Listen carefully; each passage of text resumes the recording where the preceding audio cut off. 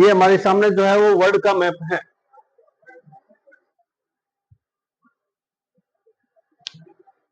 ये है north America, ये है साउथ अमेरिका।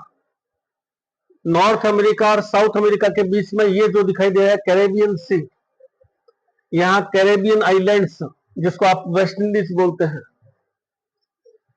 ये साउथ अमेरिका में ये पेरू है ऊपर और ये चिली है। यहां पर घटना होती है जिसका नाम है एल नीनो।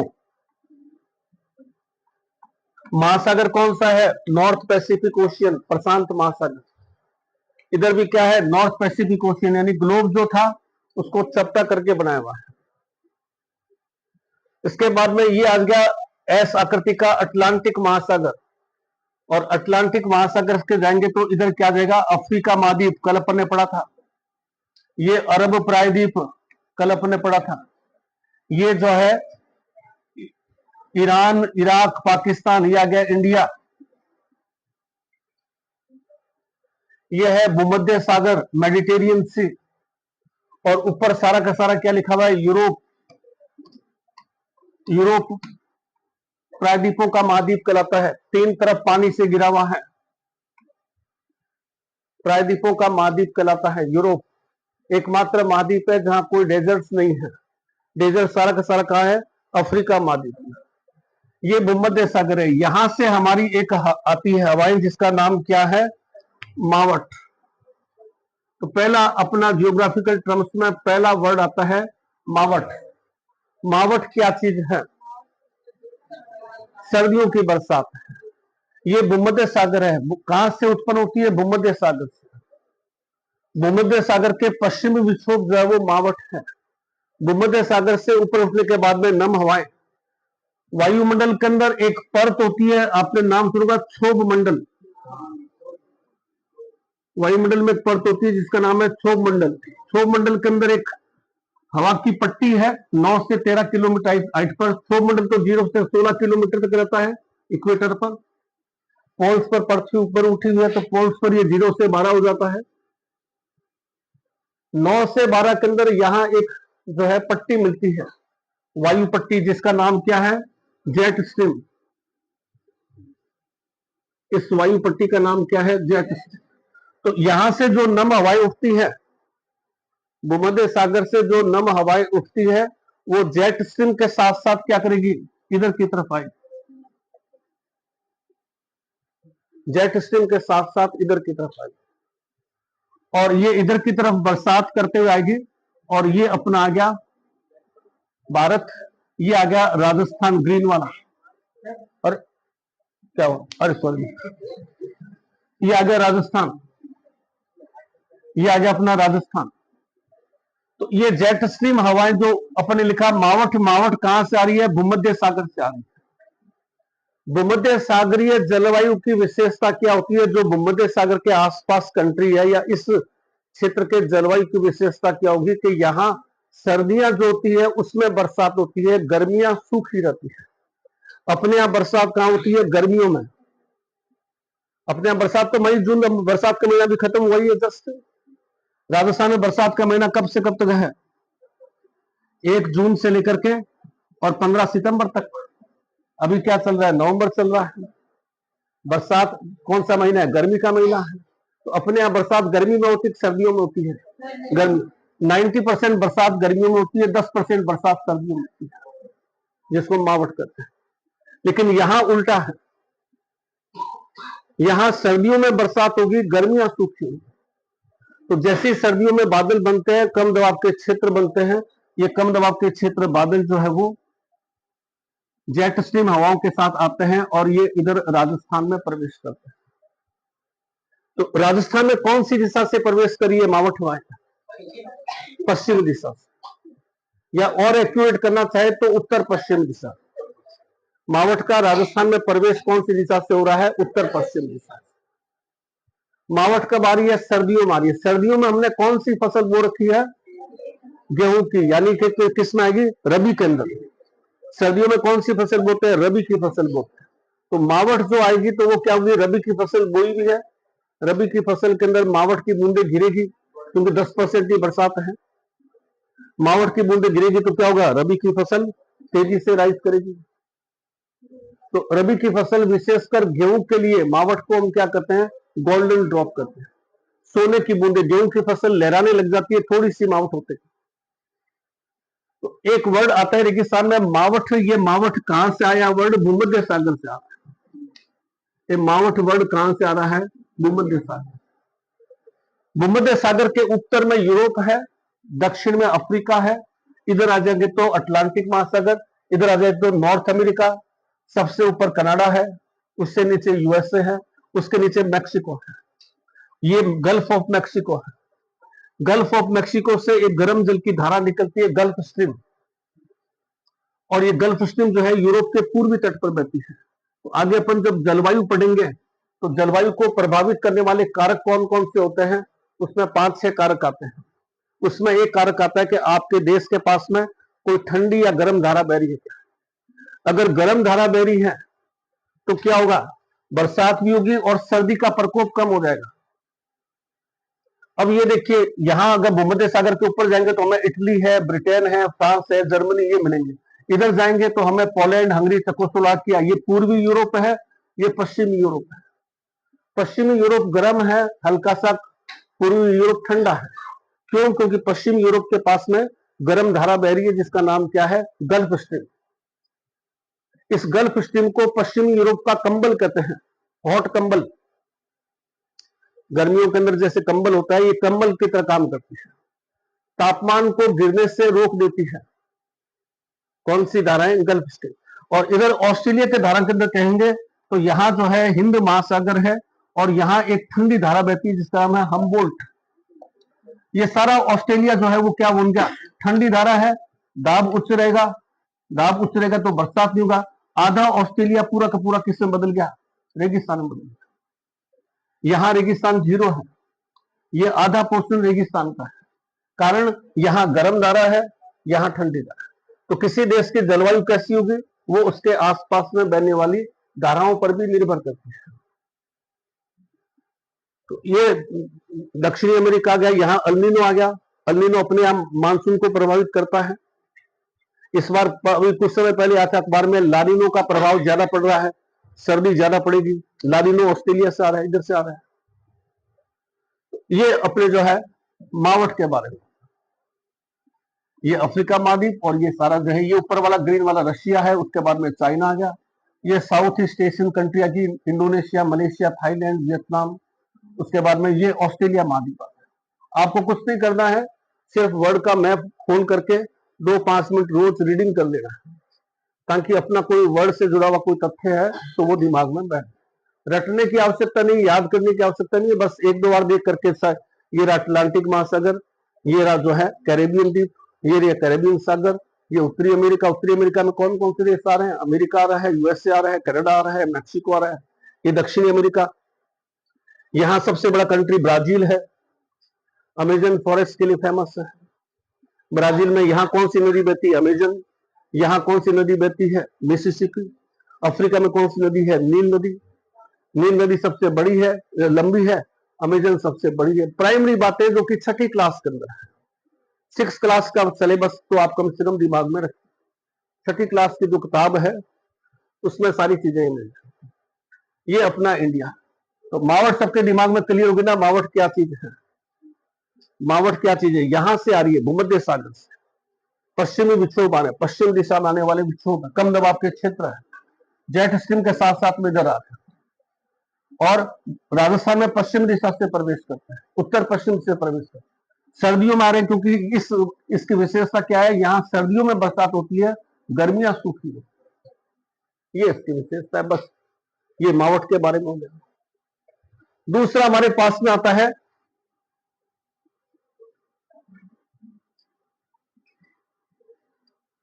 पलाया झीलें, रन, टाट भी कह देते हैं पलायों को, खडीन। पलाया झीलें, टाट, रन, खडीन। अब एक सिंपल डायग्राम से समझ लीजिए।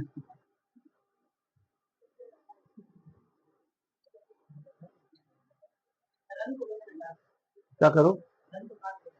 हाँ, पलायन झीलों को पानी कम होने पर रन कहलाएगा। अभी इसको बताते हैं।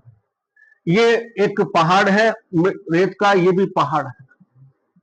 पहाड़ों के मध्य में जो है बारिश का पानी इकट्ठा हो गया,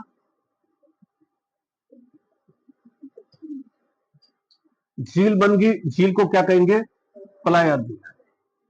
मोस्टली कहां की विशेषता है? जैसलमेर, क्योंकि कल अपन ने पढ़ा जैसलमेर में क्या मिलते हैं? अनुदैर्ध्य पहाड़ या ऊंचे ऊंचे पहाड़ ज्यादा। बरसात के समय रेत के टीलों के मध्य पानी भरने से बनी अस्थायी झीलें जो है वो पलाया झीलें कहलाती है, जिनको कई बार टाट भी कह देते हैं। अब जैसलमेर के अंदर क्या है कि एक पर्टिकुलर जाति है जिसका नाम है पालीवाल, जो लंबे समय से वहां रहते थे माइग्रेट करके। ये क्या करते, जैसे ये पहाड़ है, पहाड़ के आगे तो कच्चा जो है वो दीवार कर देते हैं और पहाड़ के दोनों तरफ लगा करके और एक कृत्रिम तरीके से पलाया झील बना लेते हैं, कृत्रिम तरीके से। और जैसे ही इसमें पानी सूखता खेती करते हैं, तो ये कृत्रिम बनी हुई पलाई झीलें क्या कहलाती थी? खडीन कहलाती थी। और इनमें पानी सूखने पर खेती को भी क्या कहते थे? खडीन कृषि। पानी सूखने पर खेती को भी क्या कहा जाता था? खडीन।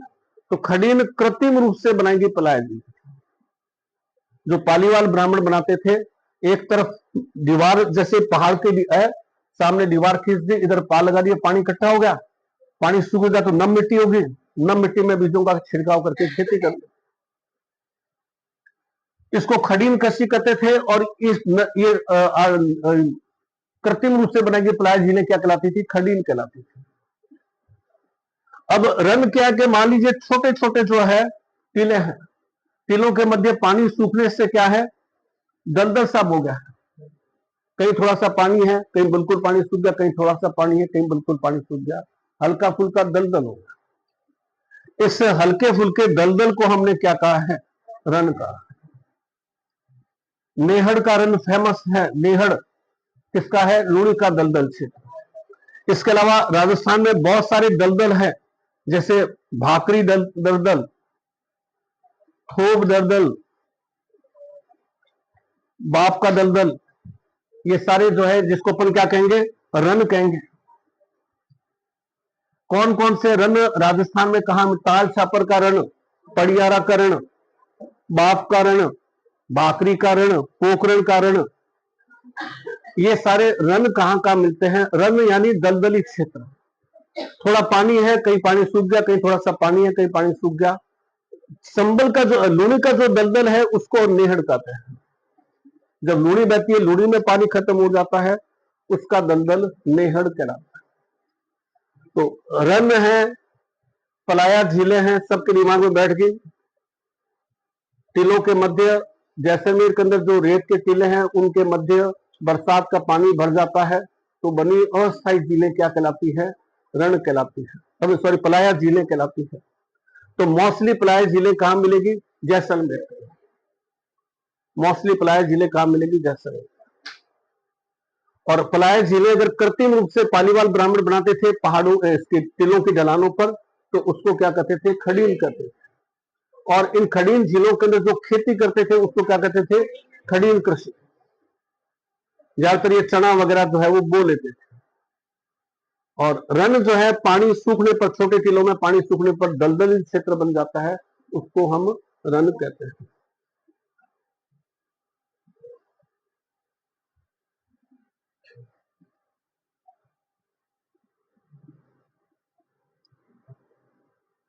ओएसिस,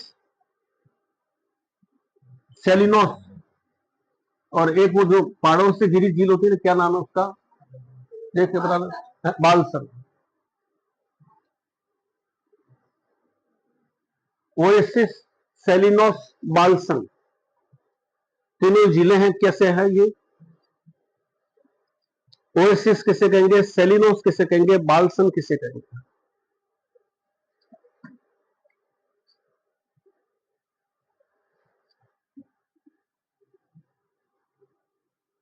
चारों तरफ रेगिस्तान है, रेगिस्तान के मध्य बनी हुई कोई झील या रेगिस्तान के मध्य पानी का कोई स्रोत, वो क्या कहलाता है? ओएसिस कहलाता है। रेगिस्तान के मध्य पानी की कोई झील बनी हुई है, मीठे पानी की, मीठे पानी का कोई सोर्स है, कोई टांका है, कोई तालाब है, कोई झील है, तो वो क्या कहलाती है? ओएसिस कहलाती है, जिसको कहते हैं नखलिस्तान। नखलिस्तान। रेगिस्तान में जल का सोर्स नखलिस्तान, जल का सोर्स जो है वो नखलिस्तान कहलाता है, ओएसिस। जैसे अपन एग्जांपल देना चाहें तो जैसे अपन ये कह सकते हैं भाई गजनेर है, चारों तरफ कुछ है नहीं, पानी का सोर्स कुछ है नहीं, गजनेर झील बनी हुई है, चाहे वो कृत्रिम तरीके से बनाई हुई हो, वो एक ओएसिस कहला सकती है।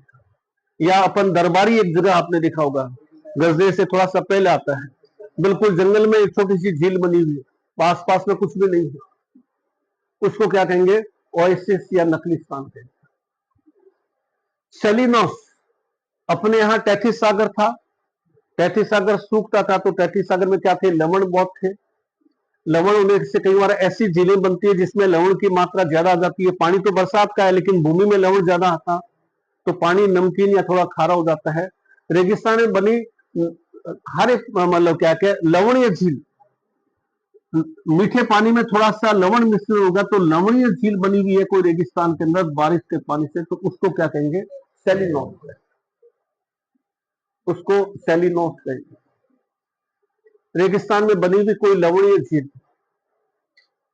और बालसन, बालसन किसको कहेंगे?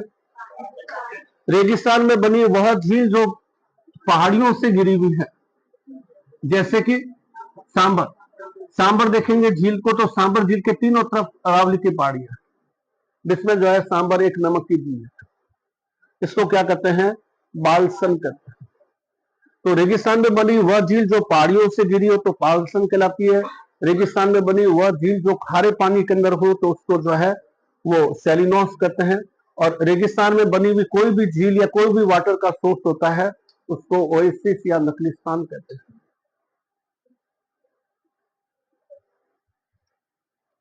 बीकानेर में एक जगह है जोहड़ बीड़, इसका मतलब तो जोहड़ का तो मतलब मैंने कल आपको लिखवाई दिया था। क्या होता है जोहड़? कच्चे तालाब। कहां मिलते हैं ज्यादातर? शेखावटी। अपन ने पढ़ा कल शेखावटी क्षेत्र में चूने की परतें मिलती है, आंतरिक प्रवाह का मैदान है, परत को हमने तोड़ दिया गैंची से, तोड़ने से नीचे का पानी बाहर आ गया, थोड़ा सा जो भी थोड़ा मोटा पानी है उसको अपन ने क्या कहा? जोहड़ कहा। कच्चा तालाब कह सकते हैं, कच्चा कुआं कह सकते हैं, जोहड़। और बीड़ किसको कहते हैं? बीड़। बीकानेर में जोहड़ बीड़ है, बीड़ किसको कहा जाता है? रेगिस्तान में बने घास के मैदान, रेगिस्तान में बने घास के मैदान क्या कहलाते हैं? बीड़ कहलाते हैं। रेगिस्तान में बने घास के मैदान, जोहड़ और बीड़ ये भी रेगिस्तानी टर्म्स।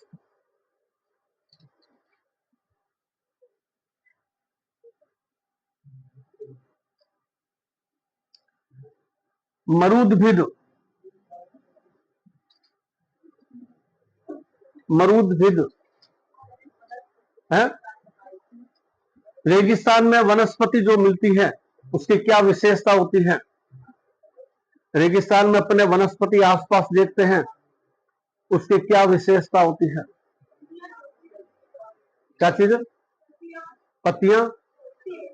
और पानी की कमी है रेगिस्तान के अंदर तो बड़े बड़े घने जंगल नहीं मिलेंगे, नहीं बड़े बड़े पेड़ नहीं मिलेंगे, प्राय झाड़ियों के रूप में मिलते हैं। प्योर रेगिस्तान के अंदर कंटीली झाड़ियां मिलती है, कांटे होते हैं, पत्तियां जो होती है कई की कांटों में बदल जाती है, वाष्पोत्सर्जन कम करने के लिए पत्तियां छोटी हो जाती है, जड़ें बहुत गहरी मिलेगी, झाड़ी के रूप में बिखरे हुए से मिलेंगे, घने नहीं मिलेंगे। जैसे जैसे अपने क्या है, कीकर है, कीकर की झाड़ियां, बेर की झाड़ियां, जाल, जाल का पौधा है, और एक वो है ना जिसका क्या ना आंकड़ा, सबसे फेमस पौधा है रेगिस्तान का, बड़ी पत्ती का होता है आंकड़ा, इतनी बड़ी पत्ती होती है उसकी। बेर की, कीकर की, इनके सब की झाड़ियां हैं जिसमें कांटे होते हैं, पत्तियां छोटी कटी फटी होती है, जड़ें गहराई में होती है, क्योंकि रेगिस्तान में पानी है नहीं और पानी भाप बन के पत्तियों से उड़ता भी है, तो पत्तियों को ये छोटी कर लेंगे कैक्टस है, कैक्टस एकदम ही कांटेदार हो गया, बेर की झाड़ी ये कांटेदार मिलेगी। तो ये सब रेगिस्तानी वनस्पति, प्योर रेगिस्तानी वनस्पति की विशेषता, जिसको क्या कहते हैं, मरुद्भिद कहते हैं।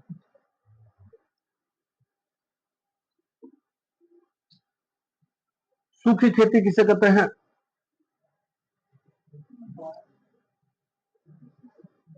सूखी खेती बरसात से की जाती है, बिना सिंचाई नहीं है, रेगिस्तान में सिंचाई है नहीं, साधन इतने हैं नहीं, तो बरसात से खेती होती है। राजस्थान में कितना % खेती सूखी खेती होती है? 70%।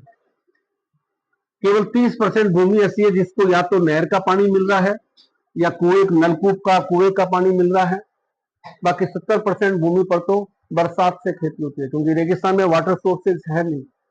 तो बिना सिंचाई के नहर, कुएं, तालाब, नलकूप, इनकी सिंचाई को छोड़ करके केवल बरसात से खेती करेंगे तो उसे क्या कहेंगे? सूखी खेती करेंगे।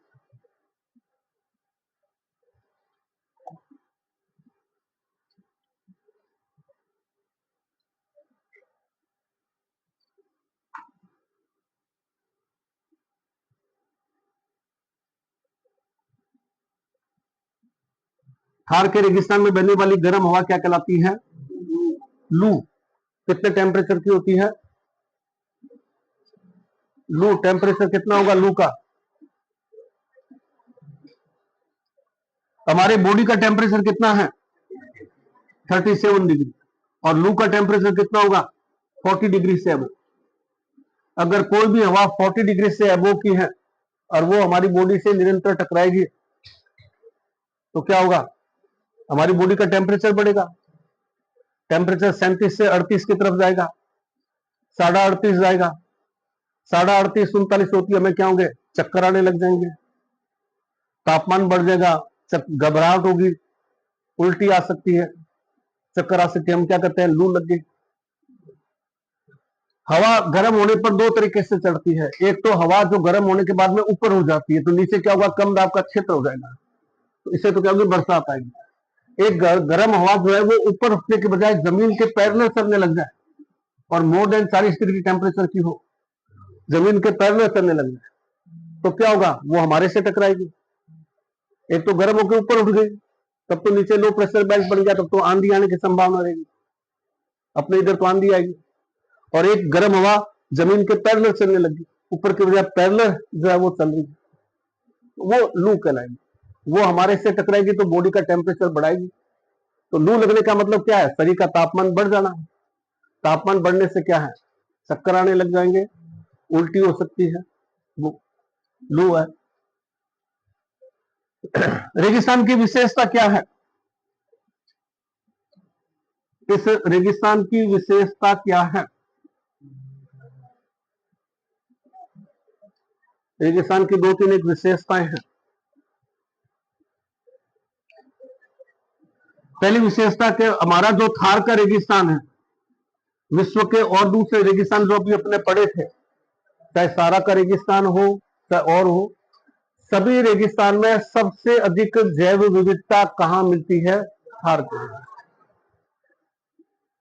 विश्व के सभी रेगिस्तानों में सर्वाधिक जैव विविधता थार के रेगिस्तान में। आप कालाहारी रेगिस्तान जाएंगे तो वहां बायोडायवर्सिटी है ही नहीं। सारा का रेगिस्तान कई किलोमीटर तक खाली मिट्टी मिट्टी है। यहाँ हमें 10 तरह की जो है जीव जंतु, पेड़ पौधे मिलेंगे, क्योंकि रेगिस्तान में क्या है? वाटर सोर्सेज भी हमने डेवलप कर ली, आईजीएनपी नहर, दूसरी नहरों की वजह से।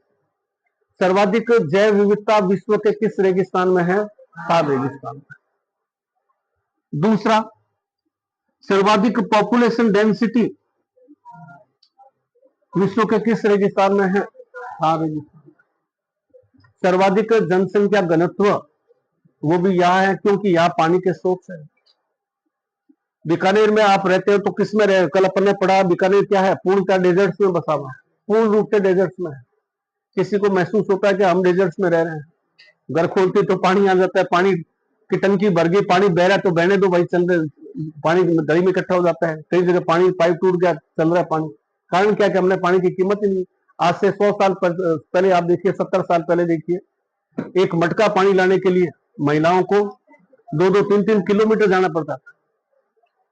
बाद में सरकार ने जो है आजादी से पहले जो है हर मोहल्ले में एक टूटी बनवा दी पब्लिक पानी का, ताकि दूर नहीं जाना पड़े। घर में तो किसी के फिर भी नहीं, तो पानी था ही नहीं। आईजीएन पे नहर आने के बाद में पानी बीचवाल जलाशय भरा पड़ा रहता है।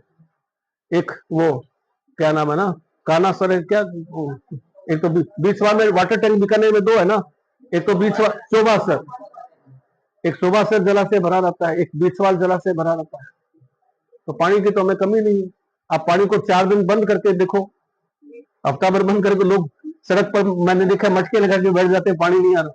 पानी क्या रेगिस्तान। तो वाटर रिसोर्सेज, पॉपुलेशन डेंसिटी सबसे ज्यादा। तीसरा,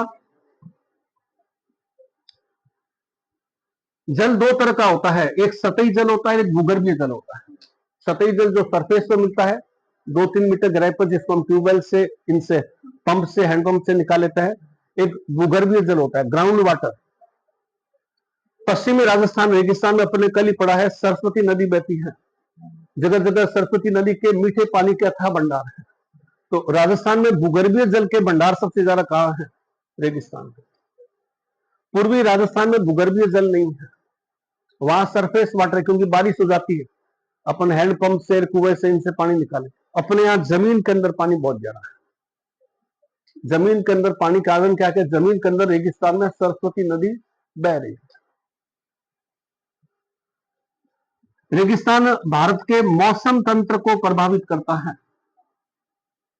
भारत के मौसम तंत्र को प्रभावित करता है। भारत में बरसात कितना होगी वो रेगिस्तान डिसाइड करता है। भारत में बरसात कम होगी या ज्यादा होगी, बरसात कैसे होगी, ये डिसाइड जो है वो रेगिस्तान द्वारा किया जाता है। अपने इधर रेगिस्तानी डिसाइड करेगा कैसे? इंडिया का नक्शा निकाल दो एक बार। इंडिया ये कैसे हटेगा?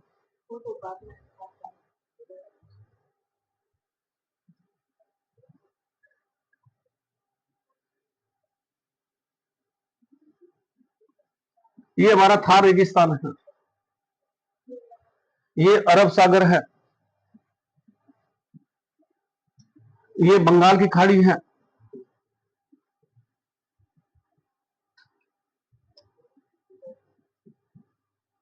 नीचे हिंद महासागर है।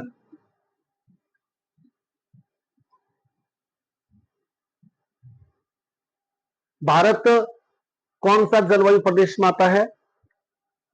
मानसूनी जलवायु प्रदेश। भारत किस में आता है? मानसून। अपने यहां बरसात किससे होती है? मानसून। चाइना में मानसून से बरसात होती है क्या? रशिया से मानसून में बरसात होती है? अमेरिका में मानसून से बरसात होती है क्या? मानसून से बरसात ये इंडिया, उसके बाद में इंडोनेशिया, मलेशिया, ये क्षेत्र, और उसके बाद में इधर पाकिस्तान, अफगानिस्तान, ईरान, ये क्षेत्र जो है, जो हिंद महासागर से ऊपर है, वो मानसूनी बरसात का क्षेत्र। मानसून क्या है? मानसून एक नम हवा है जो हिंद महासागर से उठती है। हिंद महासागर से उठने वाली नम हवा है। डिटेल में अपन बाद में लेंगे, मैं सिर्फ रेगिस्तान का मैप तो बता रहा हूं। गर्मी का टाइम था, भूमि गर्म हो गई, भूमि के ऊपर की हवा हल्की हो गई, भूमि पर दाब क्या हो गया? कम हो गया। गर्म हो गई हवा हल्की हो गई, नीचे वायु दाब क्या हो गया? कम हो गया। ये पानी है अरब सागर का, ये बंगाल खाड़ी का, यहां नीचे हिंद महासागर है, ये पानी है। यहां पानी क्या है? भूमि की तुलना में ठंडा है। ठंडा है तो पानी के अंदर क्या है? दाब क्या है? उच्च है। ठंडा होगा तो दाब क्या होगा? उच्च। कल मैंने आपको लिखा है हवाएं कैसे चलती है? उच्च दाब से निम्न दाब की। तो दाब कम है, दाब उच्च है, तो हवाएं क्या? ये क्या है? मानसूनी हवाएं हैं। बारिश किससे होती है? भारत में मानसून से होती है। अपन पढ़ते हैं मानसून अच्छा है, इस बार बरसात ज्यादा होगी, मानसून कमजोर है। ये मानसूनी हवाएं जो है वो भारत की तरफ आ रही है, क्योंकि दाब कम है भूमि पर, और ये मानसूनी हवाएं भारत की तरफ आ रही है। ये हमारा थार का रेगिस्तान है। यहां क्या है? बालुई मिट्टी है। बालुई मिट्टी इस भूमि की तुलना में भी बहुत ज्यादा गर्म है। तो यहां क्या है? थार के रेगिस्तान में अत्यधिक निम्न दाब हो गया है। अत्यधिक निम्न दाब हो गया। और ये अत्यधिक निम्न दाब इन मानसून हवाओं को चुंबक की तरह क्या करता है, भारत की तरफ खींचता है। जितनी यहां तेज गर्मी होगी, मानसूनी हवाओं को उतनी ज्यादा तेजी से क्या होगा, भारत की तरफ खींचेगा। तो मानसून मजबूत आएगा या मानसून कमजोर आएगा, वो इस रेगिस्तान की गर्मी पर बहुत बड़ा रोल होता है। गर्मियों में बालुई मिट्टी गर्म हो जाती है, गर्म होने से बालुई मिट्टी पर अत्यधिक निम्न दाब का क्षेत्र बन जाता है, और यह निम्न दाब का क्षेत्र मानसूनी हवाओं को भारत की तरफ खींचने में सपोर्ट करेगा।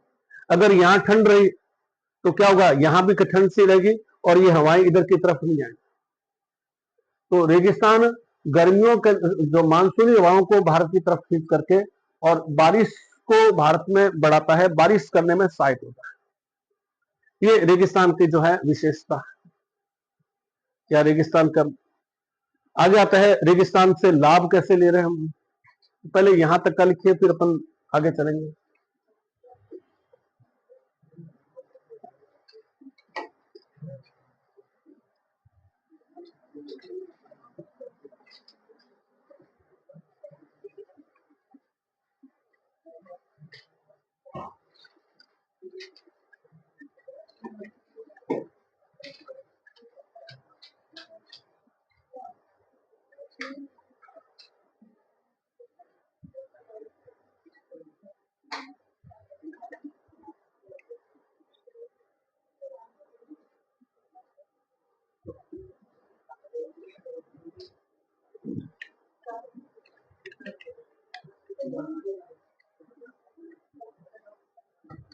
कल कहां तक लिखा हुआ है?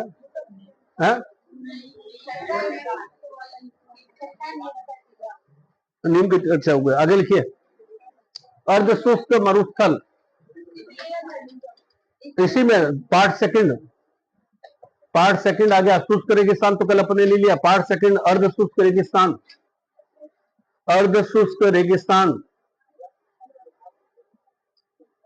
अर्ध शुष्क रेगिस्तान 25 से 50 सेंटीमीटर वर्षा रेखा का क्षेत्र है। 25 से 50 सेंटीमीटर वर्षा रेखा का क्षेत्र है।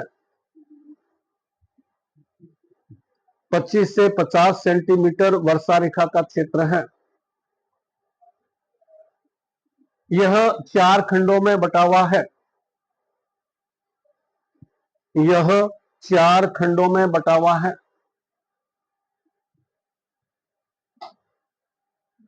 वो निकल, पहले लिखिए गग्गर,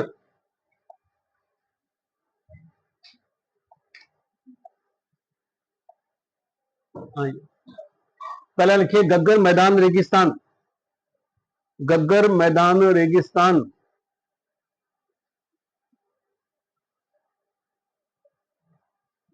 जिले गंगानगर हनुमानगढ़, जिले गंगानगर हनुमानगढ़।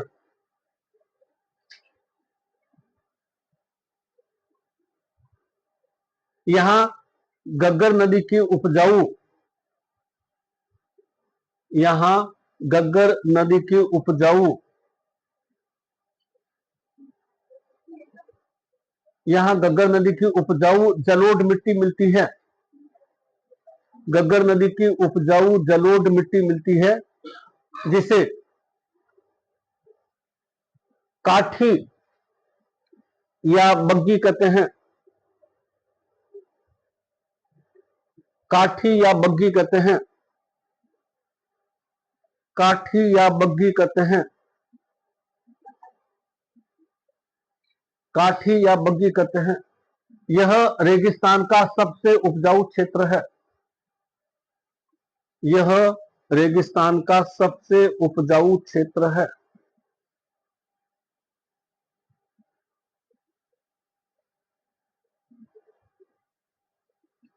दूसरा, शेखावाटी रेगिस्तान। शेखावाटी रेगिस्तान चूरू, झुंझुनू, सीकर।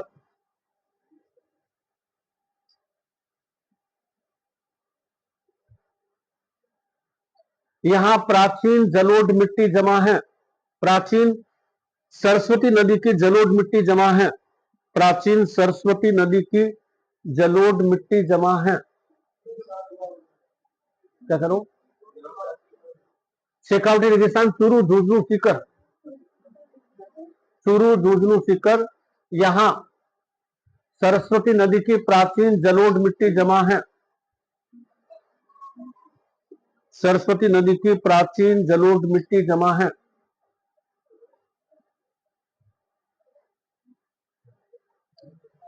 इसे बांगड़ प्रदेश कहते हैं, इस कारण इसे बांगड़ प्रदेश, इसे बांगड़,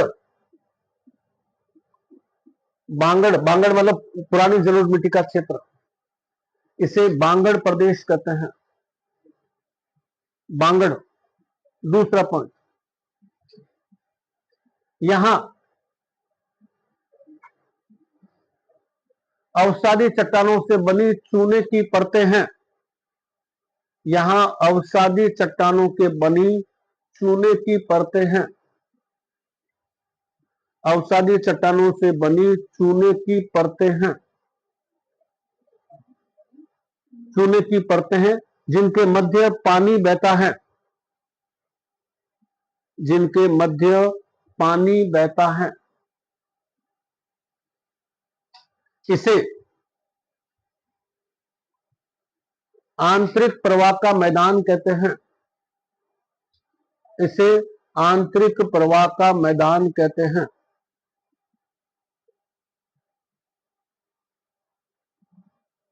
आंतरिक प्रवाह का मैदान कहते हैं।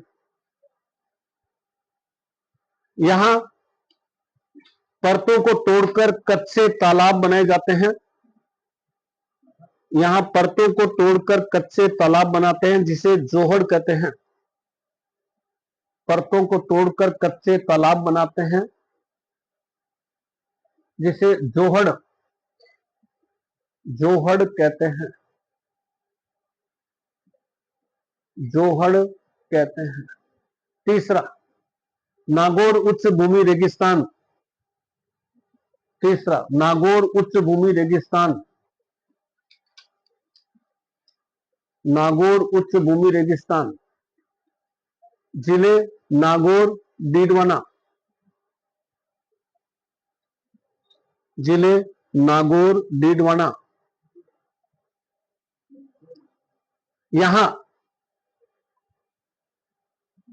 प्राचीन टैथिस सागर के अवशेष के रूप में, प्राचीन टैथिस सागर के अवशेष के रूप में, टैथिस सागर के अवशेष के रूप में सर्वाधिक नमक की झीलें मिलती है।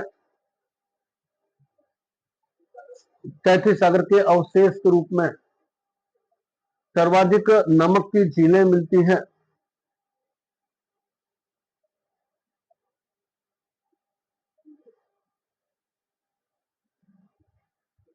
दूसरी विशेषता, भूमि के नीचे का खारा पानी, जो सागर का अवशेष पानी है, भूमि के नीचे का खारा पानी, भूमि के नीचे का खारा पानी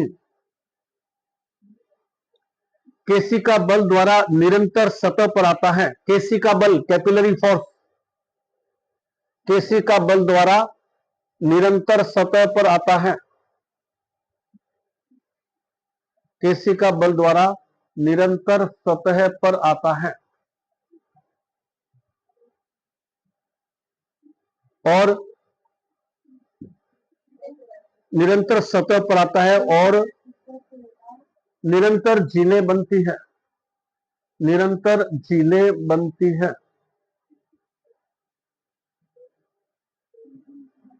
चौथा पॉइंट, गोडवाड़ रेगिस्तान। गोडवाड़ रेगिस्तान, गोडवाड़ रेगिस्तान। लूणी नदी का अपवाह क्षेत्र गोडवाड़ कहलाता है। लूणी नदी का अपवाह क्षेत्र गोडवाड़ कहलाता है। मुख्यतः पाली, बालोतरा, मुख्यतः पाली है, बालोतरा है, बाड़मेर, जालोर जैसे जिले हैं। मुख्यतः लूणी का अपवाह क्षेत्र गोडवाड़ कहलाता है। मुख्यतः पाली, बालोतरा, पाली, बालोतरा, बाड़मेर, जालोर जिले हैं। पाली, बालोतरा, बाड़मेर, जालोर जिले हैं। जालोर जिले हैं। यहां रेगिस्तान का एकमात्र नदी तंत्र है। यहां रेगिस्तान का एकमात्र नदी तंत्र है। एकमात्र नदी तंत्र है, ब्रैकेट में लूणी नदी तंत्र। नदी तंत्र है, ब्रैकेट में लूणी नदी तंत्र। अब आ जाइए रेगिस्तानी शब्दावली। रेगिस्तानी शब्दावली।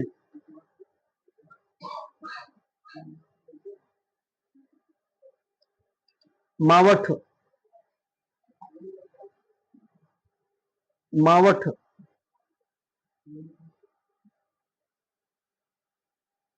सर्दियों में होने वाली बरसात,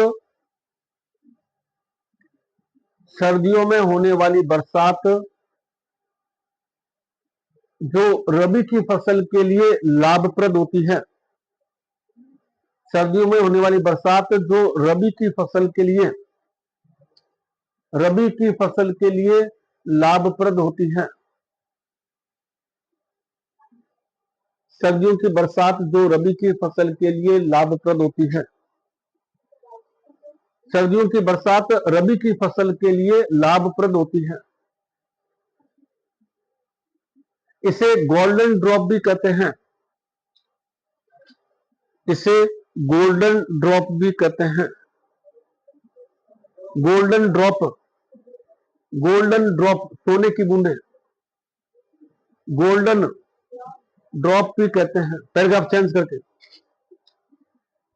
मावठ की उत्पत्ति, मावठ की उत्पत्ति भूमध्य सागर, भूमध्य सागर के पश्चिमी विक्षोभों से होती है। भूमध्य सागर के पश्चिमी विक्षोभ, पश्चिमी विक्षोभ, विक्षोभ मतलब लो प्रेशर बेल्ट, पश्चिमी विक्षोभ से होती है। पश्चिमी विक्षोभ से होती है।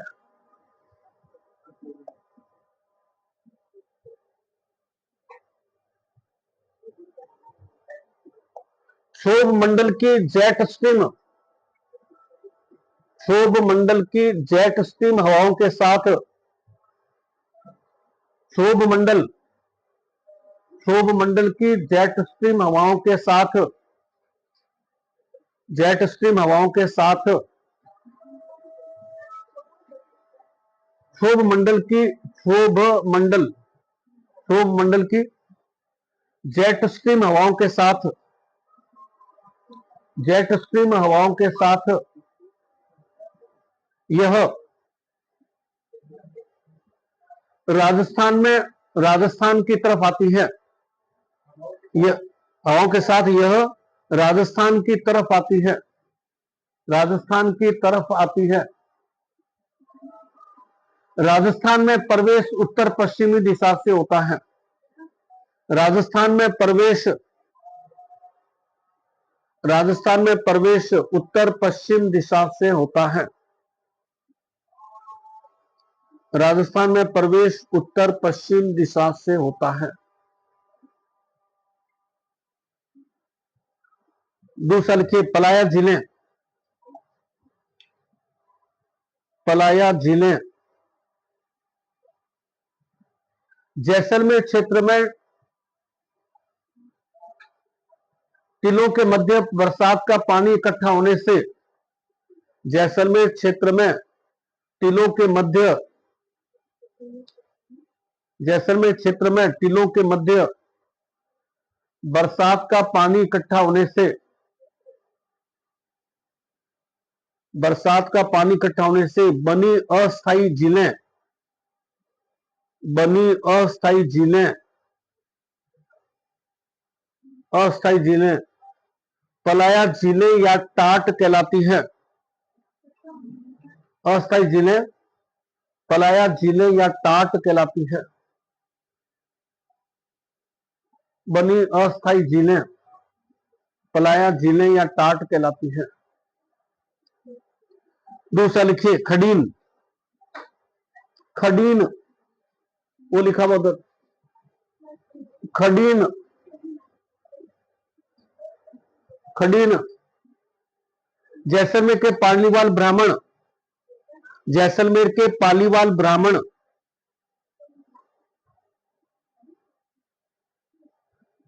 टीलों की ढलान पर, टीले की जो ढलान होती है, जैसलमेर के पालीवाल ब्राह्मण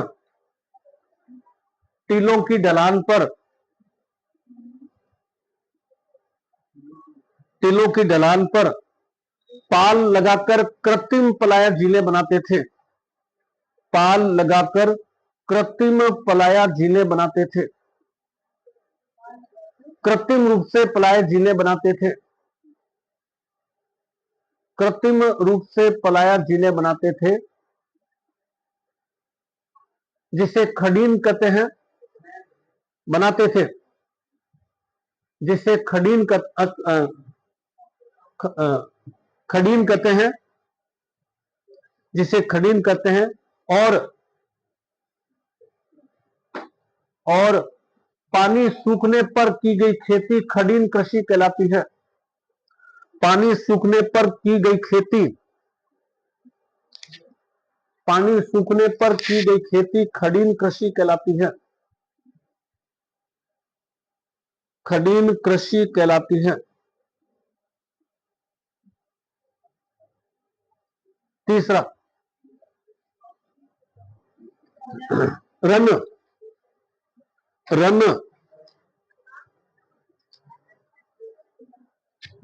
टीलों के मध्य पानी सूखने पर बचा दलदली क्षेत्र, टीलों के मध्य पानी सूखने, run, run R U double N, R U double N, run. टीलों के मध्य पानी सूखने से बना दलदली क्षेत्र रन कहलाता है, पानी सूखने से बना दलदली क्षेत्र रन कहलाता है। रन का मतलब दलदली क्षेत्र ही होता है, दलदली क्षेत्र रन कहलाता है। जैसे अब मैं 4-5 रन लिखा रहा हूं, इसमें से प्राय पूछते हैं क्वेश्चन। जैसे पहला लिखिए ताल छापर और पड़िहारा रन, ताल छापर, ताल छापर और पड़िहारा, ताल छापर और पड़िहारा रन,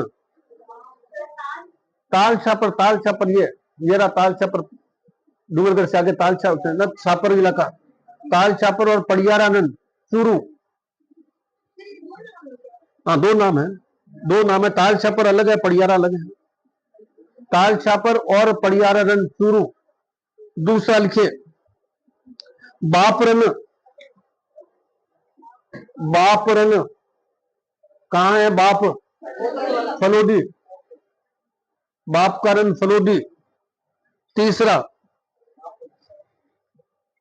पोखरण और भाकरी रन कहां आएगा, जैसलमेर, पोखरण और भाकरी रन जैसलमेर, भाकरी रन जैसलमेर। थोब रन, थोब, थोब रन कहां है, बालोतरा, थोब रन बालोतरा, ब्रैकेट में कर लीजिए, थोब रन बालोतरा ब्रैकेट में। सबसे बड़ा रन, सबसे बड़ा रन,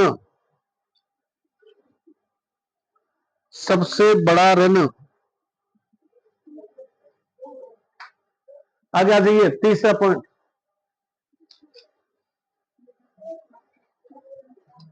मरूदबिद, मरूदबिद, अरे सॉरी एक मिनट, इसको पहले ये जिले साइड लिख लीजिए, जिले साइड लिख लीजिए, ओएसिस या नखलिस्तान। अगला पॉइंट नखलिस्तान, नखलिस्तान, नखलिस्तान। रेगिस्तान में मीठे पानी का स्रोत, रेगिस्तान में मीठे पानी का स्रोत, नखलिस्तान जैसे दरबारी है, चारों तरफ रेगिस्तान है, मीठे पानी की झील बनी। रेगिस्तान में मीठे पानी का स्रोत। अगला पॉइंट, सेलिनोस। सेलिनोस, सेलिनोस रेगिस्तान में बनी खारे पानी की झीलें। सेलिनोस खारे पानी की झीलें। सेलिनोस खारे पानी की झीलें।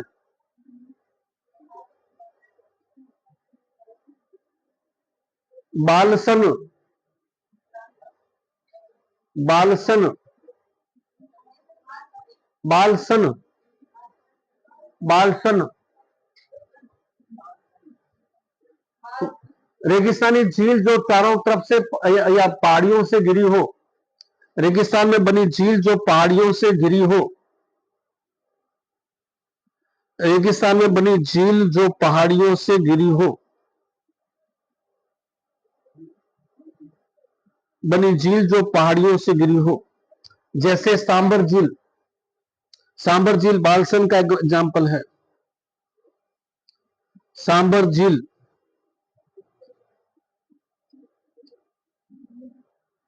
आगे, जोहड़ कच्चे तालाब। बीड़ घास के मैदान। जोहड़ कच्चे तालाब। बीड़ घास के मैदान। बीड़ घास के मैदान। मरूदभिद। मरूद बीड़ घास के मैदान। मरूदभिद रेगिस्तानी वनस्पति। रेगिस्तानी वनस्पति कंटीली झाड़ियों के रूप में मिलेगी। कंटीली झाड़ियों के रूप में मिलती है। कंटीली मरूदभिद वनस्पति जो कंटीली झाड़ियों के रूप में मिलती है। कंटीली झाड़ियों के रूप में मिलती है। और लास्ट में लिखिए सूखी खेती। बरानी भी कह सकते हैं इसको, सूखी खेती या बरानी खेती एक ही चीज है। सूखी खेती बिना सिंचाई के बरसात से की जाने वाली खेती। बिना सिंचाई के बरसात से की जाने वाली खेती। बरसात से की जाने वाली खेती। बरसात से की जाने वाली खेती। अब कर लेंगे इसका।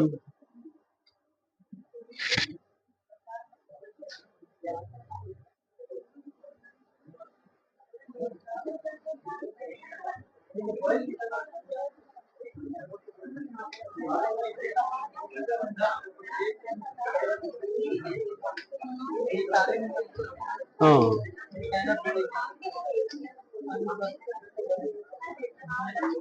ये ना बरखाने के लिए मैंने जो बनाया था टाइल, ये वही है।